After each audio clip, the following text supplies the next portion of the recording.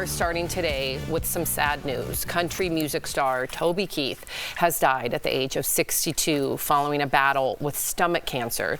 Now, Toby broke into the country music scene with his hit song, Should Have Been a Cowboy. He had 20 #1 hits, including this song, which you may recognize. Red Solo Cup, you know it. I feel you love. Let's have a party. Let's have a party. If you got a red solo. Toby announced his stomach cancer diagnosis in the summer of 2022 and recently talked about it in an interview. Listen. This is a roller coaster, and it takes a little while to get your brain wrapped around it, and then you get to a point where you just say, hey, this is what I do, and you can't let it define, your future. Oof. All right. Well, here to talk to us all about this and some other big health headlines, we've got our very own Dr. Kohli. Thank you so much for being here, Dr. Kohli. So let's talk about stomach cancer in terms of why is it so dangerous if it isn't caught early? That is really the challenge, that early in the course of the disease, we don't have symptoms. So oftentimes this cancer is only diagnosed when it's very advanced. And if you think about the stomach, it's a hollow organ. It's designed to hold food. So tumors can grow in there without being detected. It also has blood vessels around it. So those tumors can invade those blood vessels and it can start to spread. So picking it up late is really the challenge with it, and we don't get symptoms early. Now, in other countries where there's a higher risk and incidence of stomach cancer, there are actually screening tests that they do in many countries, including endoscopies, maybe even x-rays. But what we're working on, which I'm hoping really comes through, is a blood test potentially to screen for biomarkers that the cancer might release into the bloodstream.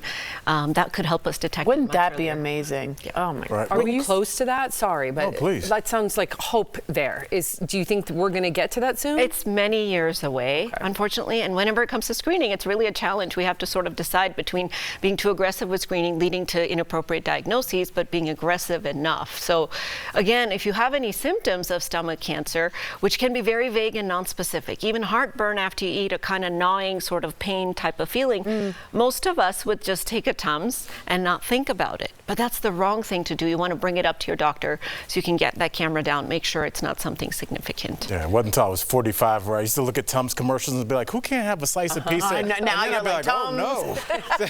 Yeah, so I definitely get it. And I like the direction that medicine is going in terms of we're talking about preventative medicine, your diet, making sure everything's together. So, if we are using preventive medicine, what are some of the causes that can lead to this unfortunate diagnosis? So inflammation in the stomach is what drives those cells to sort of misbehave and turn into cancer. And H. pylori, which is a bacteria that many of us might be walking around with, it's easy to treat, it's easy to cure someone from H. pylori, just some antibiotics, but that can be a big risk factor. In fact, it is here in the United States. Any toxins that our stomach is exposed to. So I'm thinking cigarette smoke and alcohol. We drink a slug of alcohol, it goes directly to our stomach, it can cause damage to those cells. There can be genetic risk factors, of course, as well. Foods. Our stomach is the first sort of protection. We call it immune protection. So if you put in a type of food like smoked fish, a salty food, a pickled food, all of those can cause inflammation or irritation in the lining of those stomach cells as well. Someone's eating sushi right now and being like, what smoke? Oh no. Oh dear. Well, and once in a while, smoked fish is totally fine. It's part of a balanced diet. But if you're doing it regularly, and we know that in some Asian countries, in fact, there are higher incidences because they eat a lot of those types of products. Wow. Yeah. I wanted to switch gears here and talk about King Charles. I'm sure we all saw the news here. He was diagnosed with cancer. The palace said it was found during a surgery for an enlarged prostate. Now, they're not saying what type of cancer, but they are saying he is in treatment. What do we know? What could it be, Dr. Kohli? I know we're speculating here. We are speculating because we don't really know, but they said it's not prostate cancer. But when you're having this type of prostate surgery for enlarged prostate, they go up through the penis, they put a camera in there, and then they sort of roto-rooter the prostate because it's grown big. So the structures that they're looking at along the way are the urethra. That's the tube that our pee comes out of if you're a man or a woman. They're looking at the bladder, right? That's where you store your urine. And they're also looking at the urine that's collected. And if you have, tumor in your kidney or somewhere along the collecting system of your urine, that could show up as well. So it's hard to know exactly what they found, but if they saw something suspicious as they put that camera in, decided to biopsy that tissue and send it for pathology look under the microscope, that could be potentially how they might have found this as cancer. Speaking of cancer, Dr. Kohli, and thank you for that very thoughtful answer. It's such a scary diagnosis, but some cancers are very easy to treat and some are not. So what is the difference? You know, I'm waiting for the day when we can say we've conquered cancer. And it's all about prevention, Sam, when it comes to solid cancers. Now, solid cancers are confined to an organ. So if we find them early enough, if we prevent, we screen, we can cut them out, we can cure them. On the other hand, liquid cancers like leukemia, lymphoma, those are not confined to an organ. So it's more about the cancer in that case, what type of cancer you got, less necessarily about when you caught it.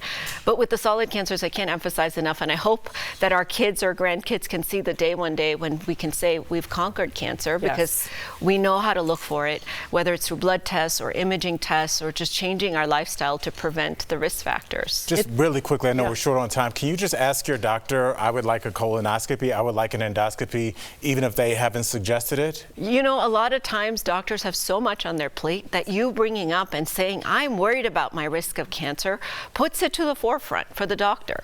And they're not going to do it if it's not indicated. But if you're the right age group, it could be that that day they're taking care of 50 other patients. They forgot to ask you about your cancer screening. So I love that idea of you being proactive about it, just like with heart disease and your cholesterol and all your other blood tests. She loved my idea. Yeah.